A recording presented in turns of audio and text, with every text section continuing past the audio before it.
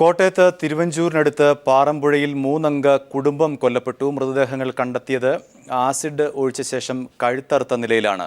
മോഷണ ശ്രമത്തിനിടെയുണ്ടായ കൊലപാതകമാണ് ഇതെന്നാണ് പോലീസിന്റെ പ്രാഥമിക നിഗമനം. വിവരങ്ങളുമായി ടി.പി. പ്രശാന്ത് ചേരുന്നു. പ്രശാന്ത്, മണിക്കൂറുകൾ പിന്നിടുന്നു മൃതദേഹങ്ങൾ എത്തിയിട്ട്.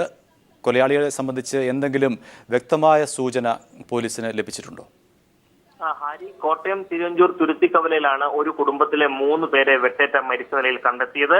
ആസിഡ് ഒഴിച്ച ശേഷം കഴുത്തറുത്ത് കൊലപ്പെടുത്തിയിരിക്കുന്നത്. ഇവർ നടത്തിയിരുന്ന ഡ്രൈ ക്ലീനിംഗ് സ്ഥാപനത്തിലെ അന്യസംസ്ഥാന തൊഴിലാളിയെ കേന്ദ്രീകരിച്ചാണ് ഇപ്പോൾ അന്വേഷണം മുന്നോട്ട് പോകുന്നത്.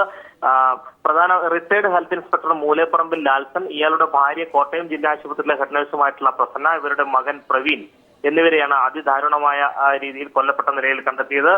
വീടിനോട് ചേർന്ന് പ്രവീൺ നടത്തിയിരുന്ന ഒരു ഡ്രൈ ക്ലീനിങ് സെന്റർ ഉണ്ട്. അവിടെ ആ വാഷ് വേൾഡ് എന്ന ഡ്രൈ ക്ലീനിങ് സ്ഥാപനത്തിനുള്ളിലാണ് മൃതദേഹങ്ങൾ കണ്ടെത്തിയത്. രാവിലെ തുണി വാങ്ങാൻ എത്തിയവരാണ് ജനലിലൂടെ പ്രവീണിന്റെ മൃതദേഹം കണ്ടതും. പിന്നീട് പോലീസിൽ വിവരം അറിയിക്കുകയായിരുന്നു. ആസിഡ് ഒഴിച്ച ശേഷം കഴുത്തറുത്തും ഇലക്ട്രിക് വയർ ഘടിപ്പിച്ചും ചോക്കേൽപ്പിച്ചും അതിദാരുണമായാണ് കൊലപാതകം നടത്തിയിരിക്കുന്നതാണ് കോട്ടയം SP MP ദിനേശ് മാധ്യമങ്ങളോട് പറഞ്ഞത്. കൊലയ്ക്ക് ഉപയോഗിച്ചിട്ടുള്ള കോടാലി അടക്കമുള്ള സംഭവങ്ങൾ കണ്ടെടുത്തിട്ടുണ്ട്. മാത്രമല്ല, പ്രവീണിന്റെ കണ്ണുകൾ ചൂഴ്ന്നെടുക്കാനും ശ്രമം നടന്നതായി പോലീസ് പറഞ്ഞു.